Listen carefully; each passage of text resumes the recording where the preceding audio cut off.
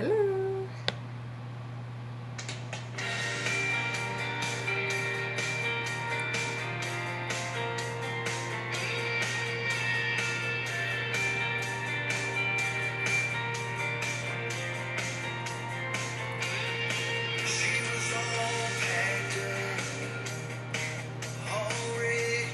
Great country song. Love it. The Facebook sound collection has quite a bit of selection for us. Day 24. And day 24 of the 30-day creative challenge. Day 24. 6 more days and I can think about how or what I'm going to do in terms of engagement and my teaching content. So day 24, law of expansion. I was doing some reading in the 15 laws of growth. This is law number 14. I call it the LeadersArt moment. And just to shorten it down, LeadersArt, because really a lot of this business leadership applies to us. Why? Because artists and creative people, those ideas are very important in us. Have you ever tried to put a price on your artwork or market your artwork? How did you feel? Was it, how long have you been in the marketing? I don't know about you, but it's taken me some time to come up with the wording and the ways of communication. As a professional artist, getting out into public and knowing what to say, I always find that it's better to just jump right in, and my gift is storytelling. And therefore, I'm also really good. The second niche that I have is that I've been told I take very good notes. And along with very good notes, I can, and I've realized I can script a speech and ABC, come online or present a speech anywhere, just about any time, with just maybe 5 or 10 minute prep. Although I wouldn't recommend it because we need to practice. So day 24 in this law of expansion. And if you're here with me today, drop a thumbs up or a hi. I've got my chat up. Be nice to see you and say hi and tell me where you're from. So the law of expansion. I think that I know a lot about, how about you, about more work. We put so much work and detail into something instead of thinking about what has worked. I've spent an incredible amount of time preparing for these videos, and I was thinking this morning, what has worked? And I know what has worked, and I wonder why I didn't go back to it, which is part of this. This is eCam, this is a green background. Yes, I do have a green screen. And as an artist, this is really important because I would like to share my journey with you visually so that you can see and feel, and that I can share my gifts so that you too can do what I'm doing in setting up your own business. Maybe you've got a new business idea, which is a law of expansion. That incredible business idea. Okay, what about a project that you're working on? I want to talk about what this thing for me about more work and what works and what doesn't. And just 5 minutes while I take you on this journey. So I went on a cycling tour with my husband last year in 2019. 1,500 kilometers we covered in I'd say about 7 weeks in Colombia. And this year as well, 2020, we were there for 8 weeks. This year was a little different than it was last year. Let me bring you back to 2019, because when we left and departed from Colombia, we departed from Bogota. And from Bogota, it doesn't matter which way you're going out of Bogota, there's going to be mountains, and the mountains are hairpin corners and they're steep. And I'm not talking about Canada steep. I am talking in grades with hairpin corners and very, very little space for pedestrians and or people that are on bicycles, which were us. I had enough space to park myself, take my bike up, and it was winding corners, and we have photographs of straight up. Now I'm going to tell you this, most people would say to you, or they said to me, so physically, how strong were you? Did you work out for this? Did you climb stairs? Did you? Oh, no, I did cycling before. I've been doing cycling with my husband for, like 5-7 years now. But nothing to really prepare me for this. Not really.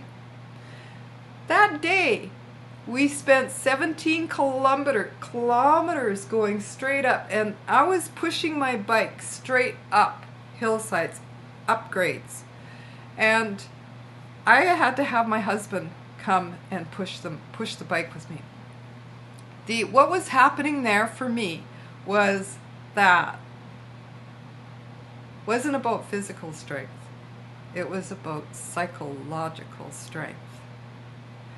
And I noticed that a lot of the times that I wanted to give up, just like maybe it was 10 kilometers halfway in, and I wanted to just, when we got to our destination, just pack me up. I'm going home.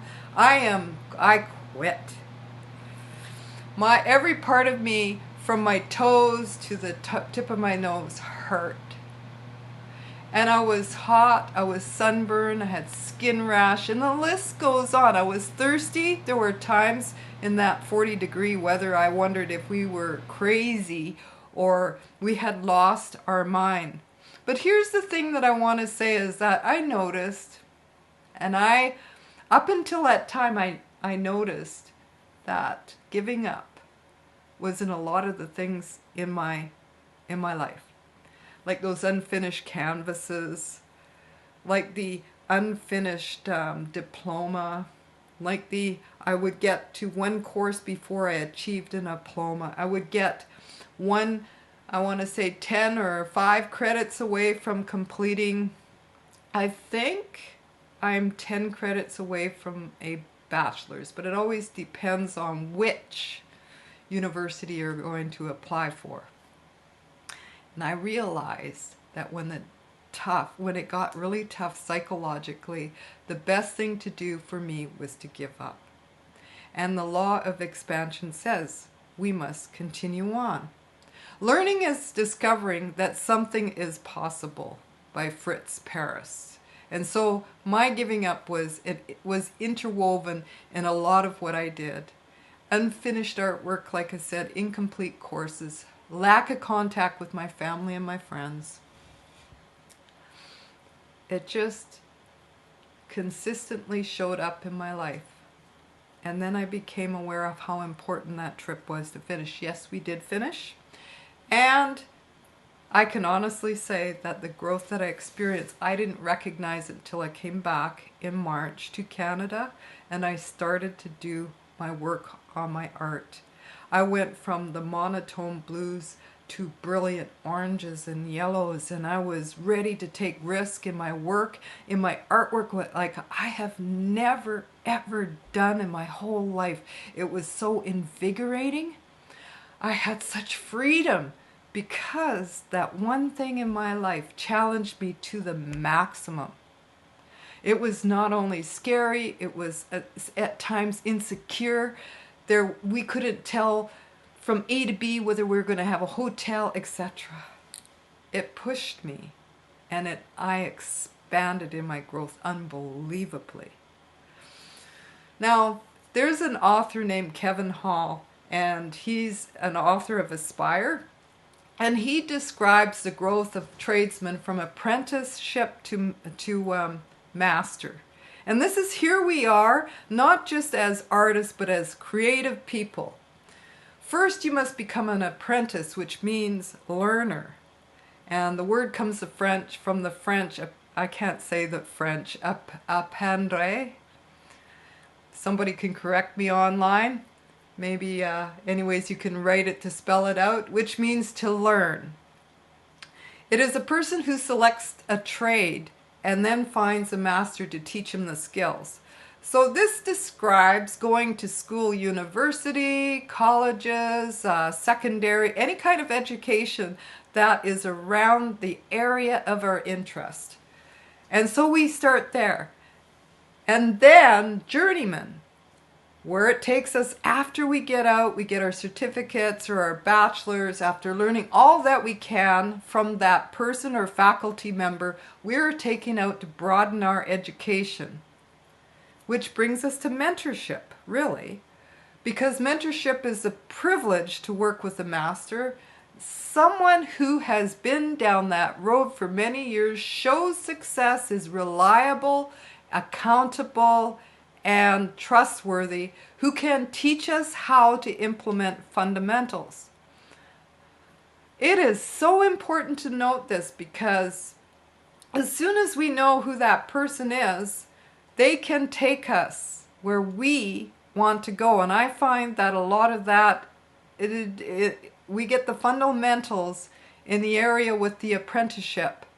But it really, when I went to college and university and took all my education, I got a job. When it came to business building, I didn't know how the predictable lessons or business plans. The predictable is getting a loan. The predictable is knowing that, say, if I'm a potter, I'm going to open up a business and this is what I'm going to do. I'm going to get a loan for X amount of dollars and this is the revenue stream that comes in. But whatever happened to selling my artwork from the easel?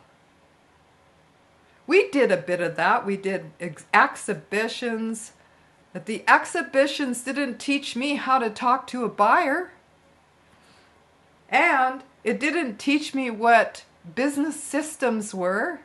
I had no idea. We called it quality control, but still, how do all those little pieces tie in until I received mentorship from a business partner that has been there and has sold 4 businesses at $1 million or more a piece. That's someone I have Q&A with, question and answer period with, once a week. He's on every day lately because he's adding value to us. And that is important because he is in my life and those are the kinds of people that I surround myself with. So that's mentorship. Moving into master.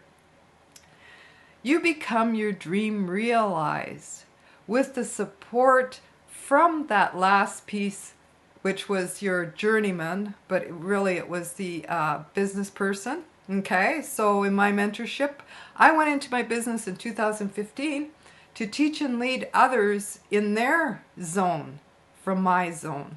And so giftedness expanded. There is so much I can tell you about 5 years as an artistic being and creativity that the items that I share with you are just to help you inspire your creativity.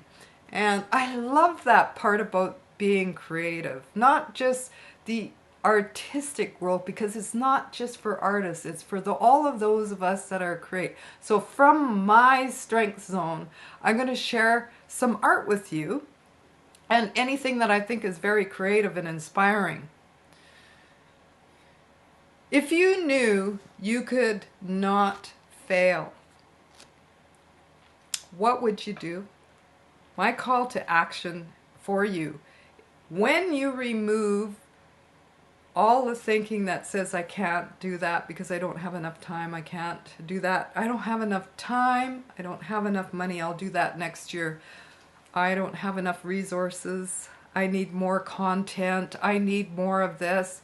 What if you took all that away and you could not fail? What would you do today? Something seed for thought for you, right?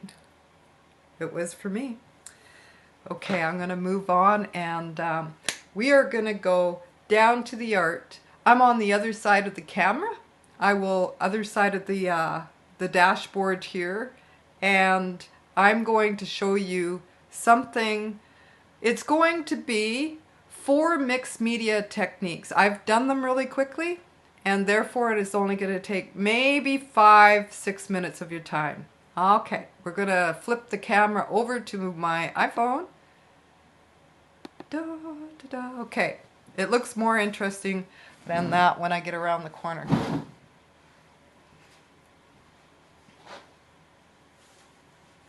Okay, now I hope it's not...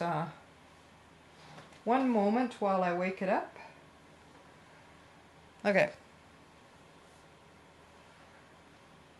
Now it's going to be funny. Just a minute. Not.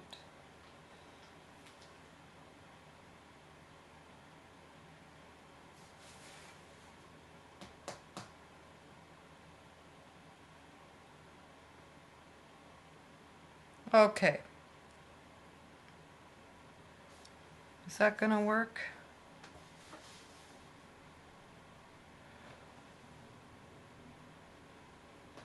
One of the no-nos to online teaching is to have this freeze. One moment. Might have to edit this. There. Now I'm going back.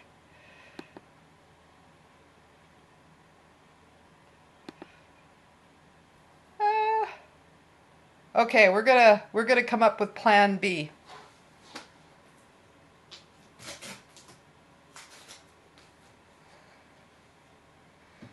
I might end up having to hold the phone. Okay. Yep, that's what it looks like. Okay.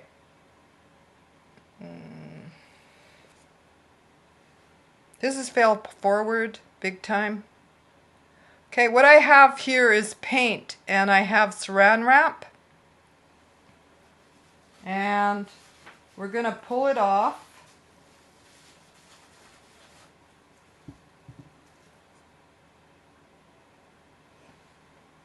And let me get a little closer. It just doesn't. And you're going to see that I'm not too happy with this right now. You're going to see that the texture, and I'm going to give up on that right now. Okay, well, let's see this. Okay.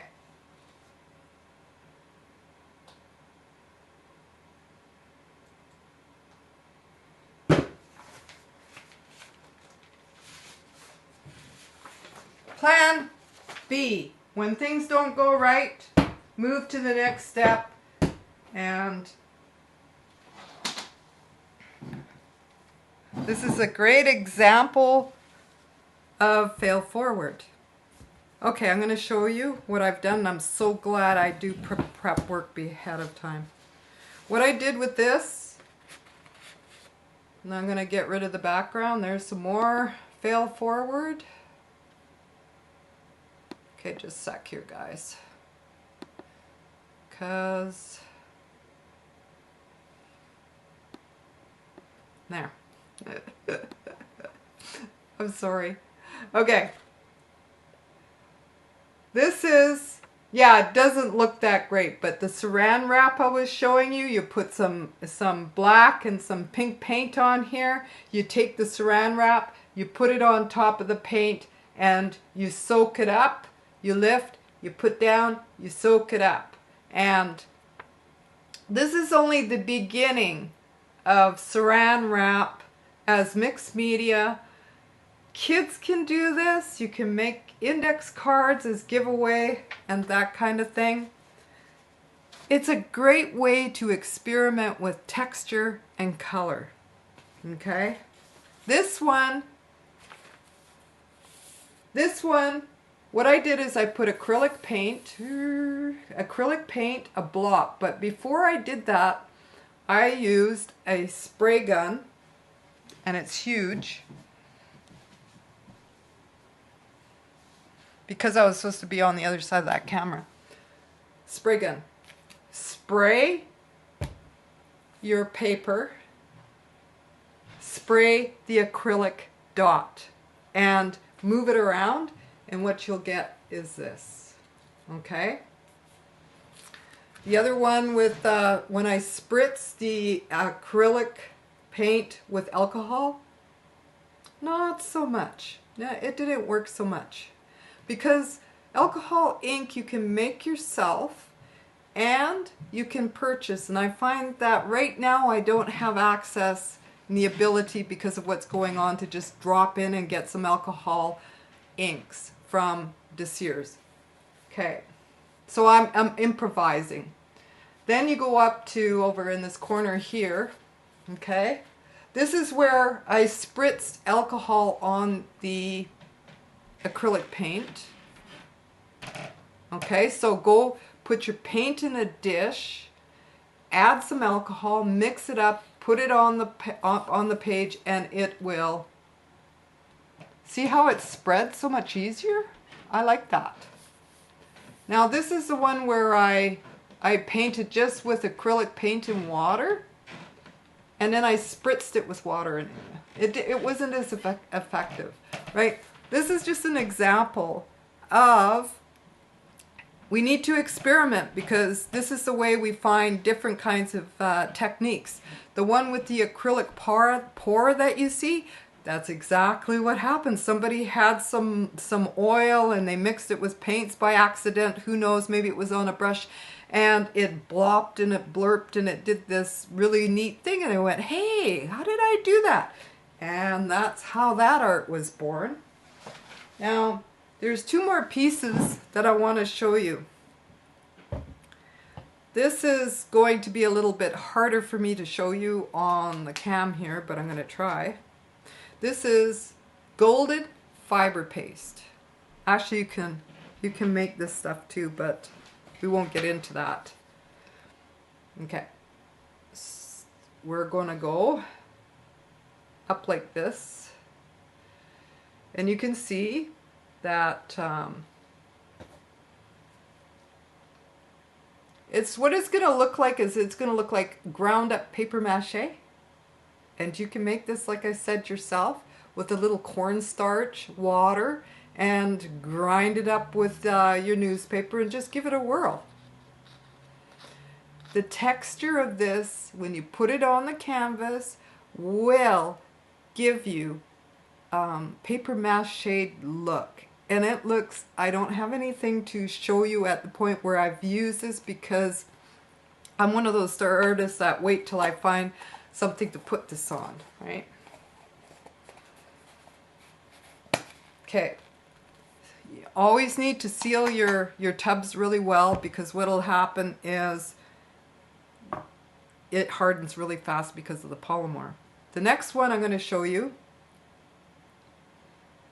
and again, you could probably do this on your own, it's called glass bead gel.